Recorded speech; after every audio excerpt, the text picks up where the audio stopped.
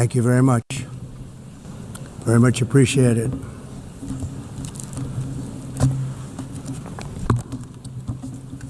And I don't mind making this speech without a teleprompter, because the teleprompter is not working.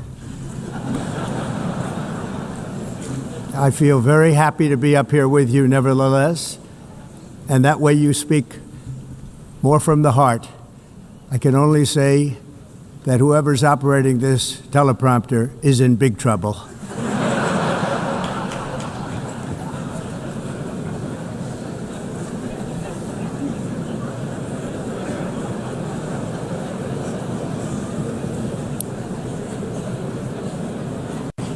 Hello, Madam First Lady. Thank you very much for being here. And Madam President, Mr. Secretary General, First Lady of the United States, distinguished delegates, ambassadors, and world leaders. 6 years have passed since I last stood in this grand hall and addressed a world that was prosperous and at peace in my first term.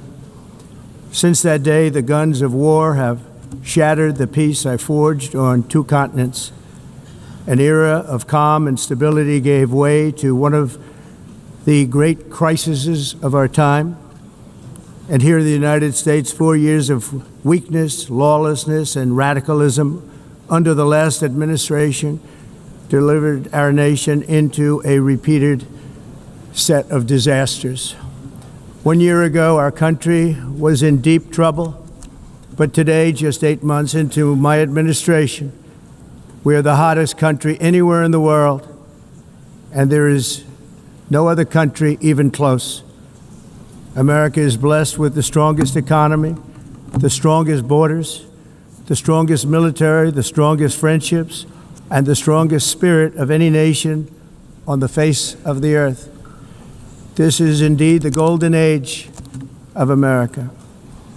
We are rapidly reversing the economic calamity we inherited from the previous administration, including ruinous price increases and record-setting inflation like we've never had before. Under my leadership, energy costs are down, gasoline prices are down, grocery prices are down, mortgage rates are down, and inflation has been defeated. The only thing that's up is the stock market, which just hit a record high. In fact, it hit a record high 48 times in the last short period of time. Growth is surging, manufacturing is booming. The stock market, as I said, is doing better than it's ever done. And all of you in this room benefit by that, almost everybody. And importantly, workers' wages are rising at the fastest pace in more than 60 years. And that's what it's all about, isn't it? In 4 years of President Biden, we had less than $1 trillion of new investment into the United States. In just 8 months since I took office, we have secured commitments and money already paid for $17 trillion. Think of it, 4 years, less than $1 trillion, 8 months, much more than $17 trillion is being invested in the United States, and it's now pouring in from all parts of the world. We've implemented the largest tax cuts in American history and the largest regulation cuts in American history, making this once and again the best country on earth to do business. And many of the people in this room are investing in America, and it's turned out to be an awfully good investment during this 8-month period. In my first term, I built the greatest economy in the history of the world. We had the best economy ever, history of the world. And I'm doing the same thing again, but this time it's actually much bigger and even better. The numbers far surpass my record-setting first term. On our southern border, we have successfully repelled a colossal invasion. And for the last 4 months, and that's 4 months in a row, the number of illegal aliens admitted and entering our country has been 0. Hard to believe. Because if you look back just a year ago, it was millions and millions of people pouring in from all over the world, from prisons, from mental institutions, drug dealers. All over the world they came. They just poured into our country with the ridiculous open border policy of the Biden administration.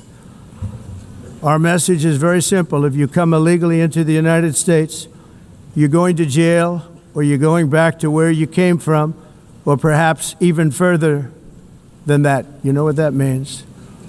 Likewise, in a period of just 7 months, I have ended 7 unendable wars. They said they were unendable.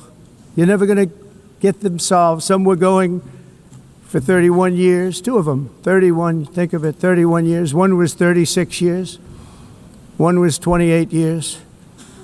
I ended 7 wars. And in all cases, they were raging with countless thousands of people being killed. This includes Cambodia and Thailand, Kosovo and Serbia, the Congo and Rwanda, a vicious, violent war that was, Pakistan and India, Israel and Iran, Egypt and Ethiopia, and Armenia and Azerbaijan. It included all of them. No president or prime minister, and for that matter, no other country has ever done anything close to that. And I did it in just 7 months. It's never happened before. There's never been anything like that. I'm very honored to have done it. It's too bad that I had to do these things instead of the United Nations doing them. And sadly, in all cases, the United Nations did not even try to help in any of them. I ended 7 wars, dealt with the leaders of each and every one of these countries, and never even received a phone call from the United Nations offering to help in finalizing the deal. All I got from the United Nations was an escalator that on the way up stopped right in the middle.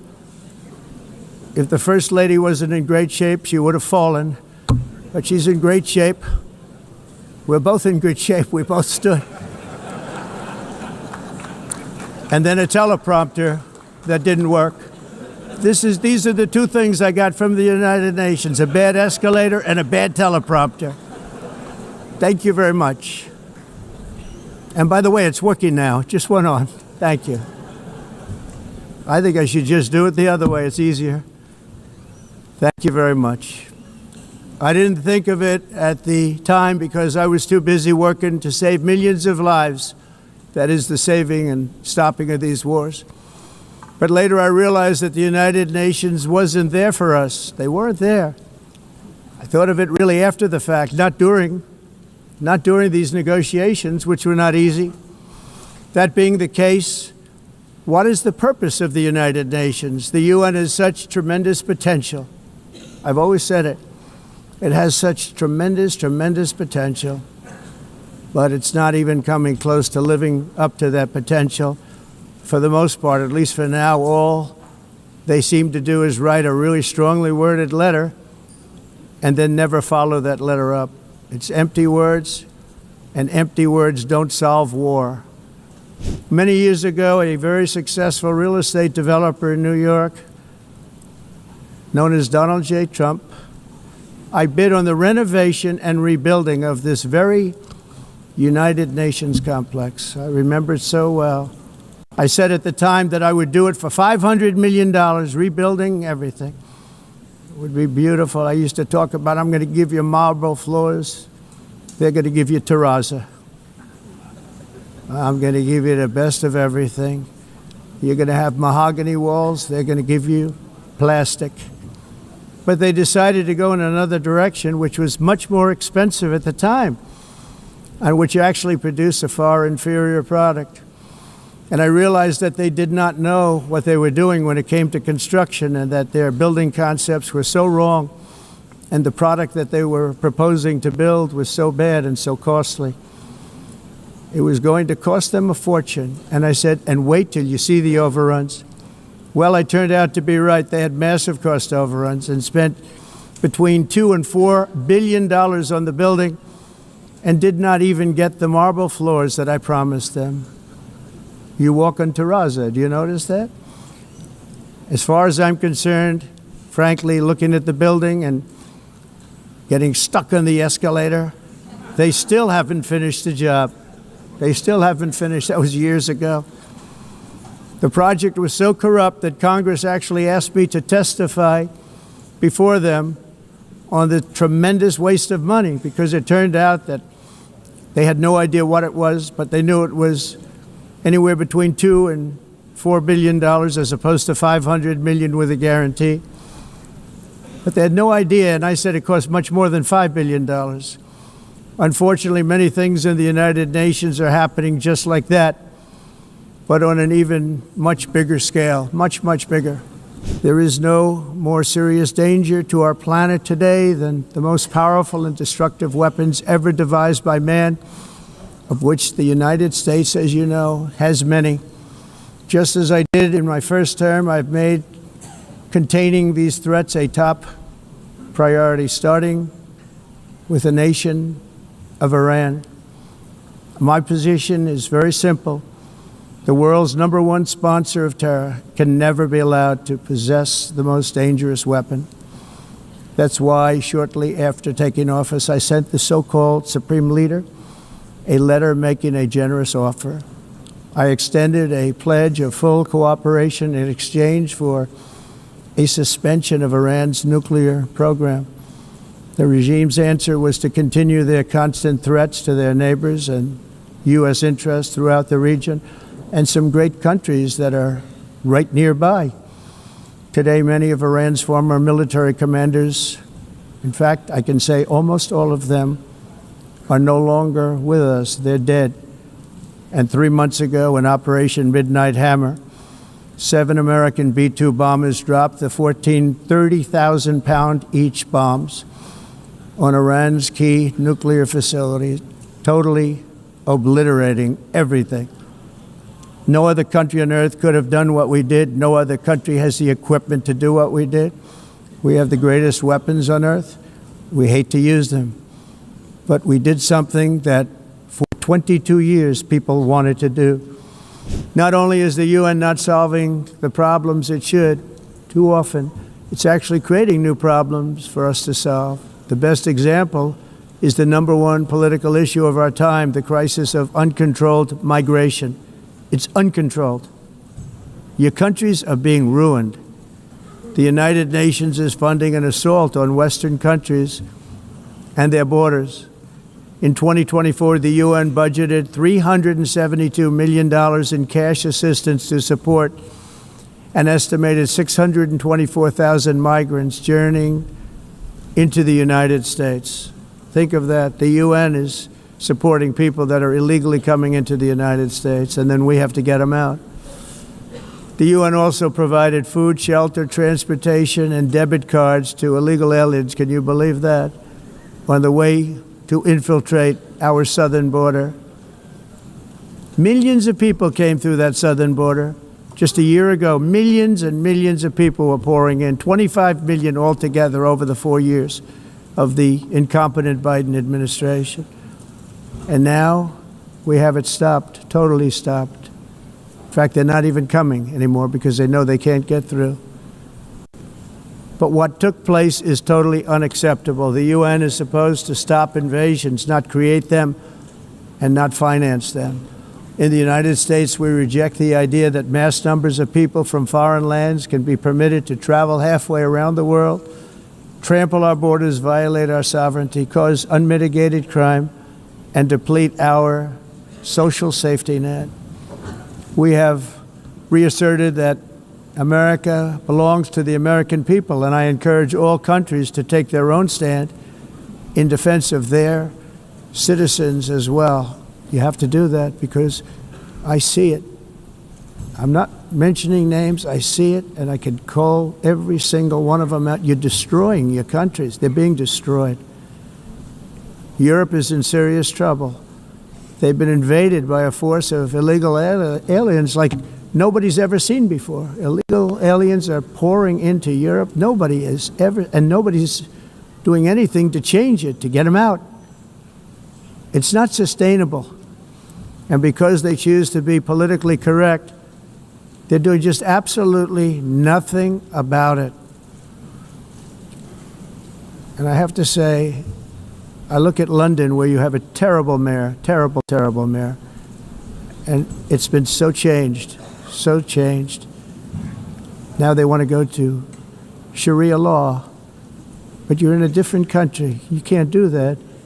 Both the immigration and their suicidal energy ideas will be the death of Western Europe if something is not done immediately. This cannot be sustained. Energy is another area where the United States is now thriving like never before. We're getting rid of the falsely named renewables. By the way, they're a joke. They don't work. They're too expensive. They're not strong enough to fire up the plants that you need to make your country great. The wind doesn't blow. Those big windmills are so pathetic and so bad, so expensive to operate. Then they have to be rebuilt all the time, and they start to rust and rot. Most expensive energy ever conceived, and it's actually energy. You're supposed to make money with energy, not lose money. You lose money, the governments have to subsidize. You can't put them out without massive subsidies. And most of them are built in China, and I give China a lot of credit. They build them, but they have very few wind farms. So why is it that they build them and they send them all over the world, but they barely use them? You know what they use? Coal. They use gas.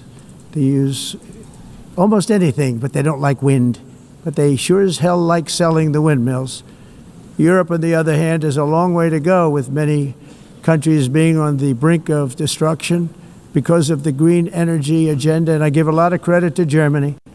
Germany was being led down a very sick path, both on immigration, by the way, and on energy.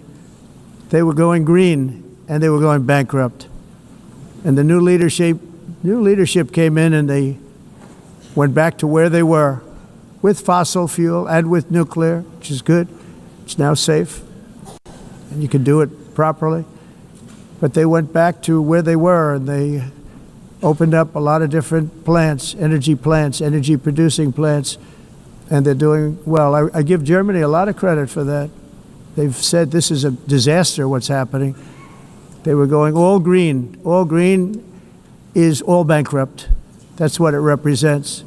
And it's not politically correct. I'll be very badly criticized for saying it, but I'm here to tell the truth. I don't care. It doesn't matter to me. At extreme cost and expense, Europe reduced its own carbon footprint by 37%. Think of that.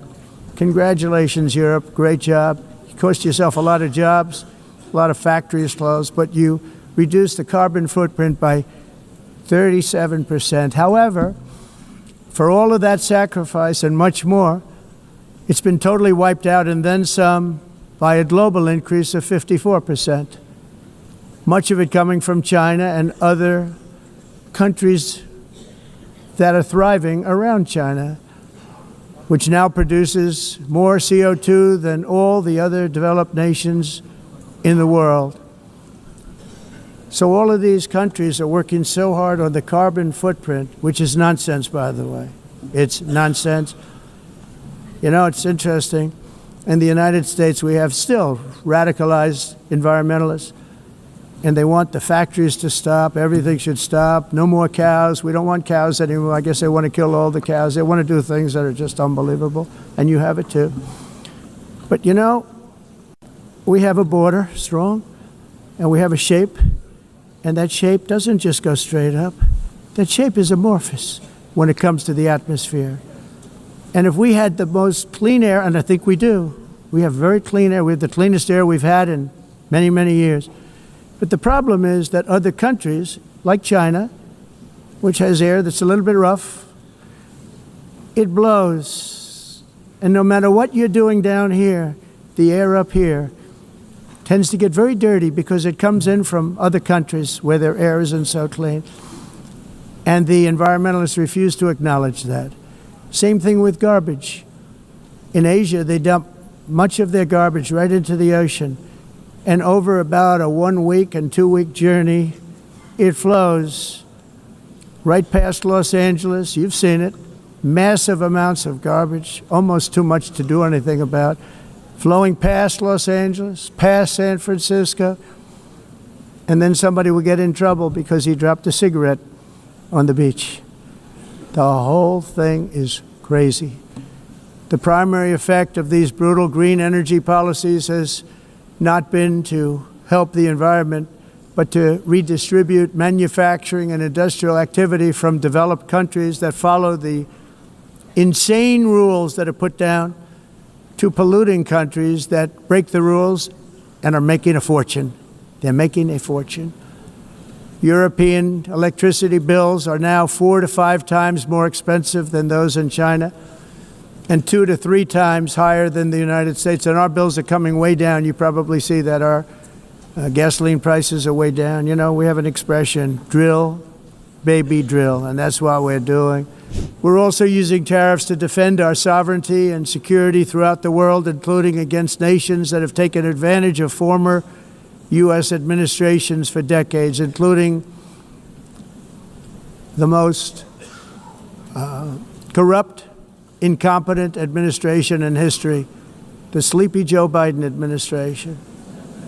Brazil now faces major tariffs in response to its unprecedented efforts to interfere in the rights and freedoms of our American citizens and others, with censorship, repression, weaponization, judicial corruption, and targeting of political critics in the United States. I have a little problem saying this because I must tell you, I was walking in and the leader of Brazil was walking out. We saw him and I saw him, he saw me, and we embraced. And then I'm saying, can you believe I'm going to be saying this in just 2 minutes?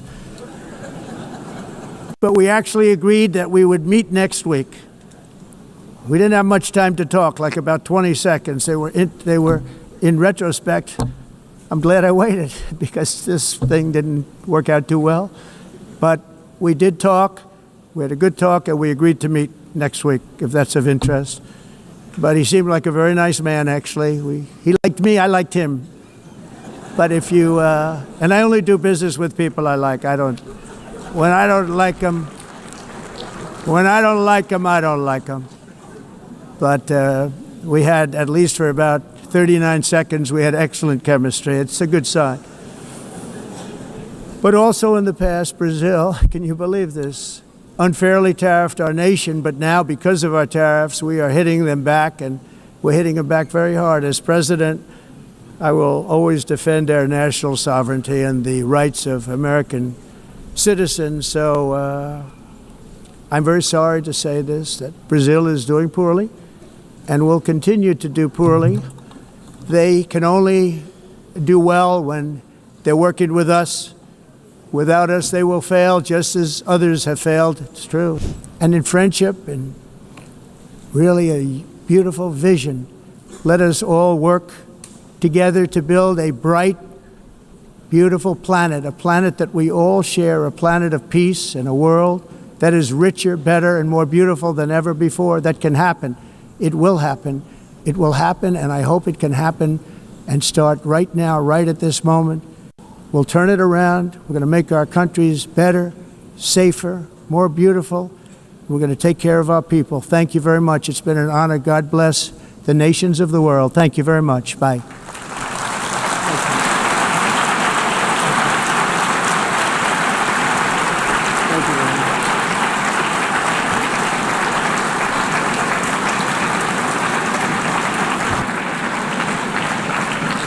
On behalf of the Assembly, I wish to thank the President of the United States.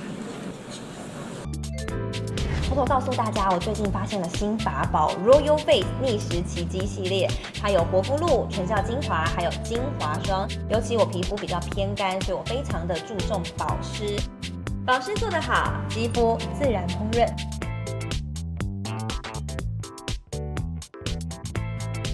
提亮肤色更年轻，抚平皱纹超有感，而且气色变好。用心保养，每天都更美一点。